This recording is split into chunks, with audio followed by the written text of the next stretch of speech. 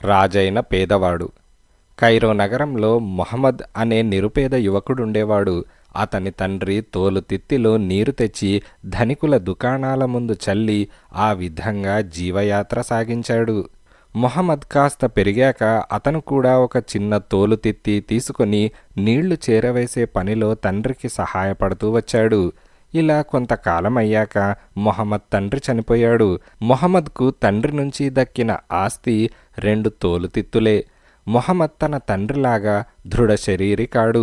తన తండ్రి చేసిన వృత్తి తనకు సాధ్యం కాదని తెలుసుకొని అతను పగలు వీధుల వెంట తిరిగి బిచ్చమెత్తి రాత్రిపూట మసీదు దగ్గర తోలుతిత్తులను తలగడగా పెట్టుకొని పడుకొని నిద్రపోతూ ఉండేవాడు.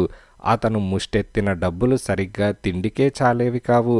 అందుచేత అతను ఎలాంటి సుఖాలు ఎరగడు. ఇదిలా ఉండగా మొహమ్మద్కు ఒకనాడు ఒక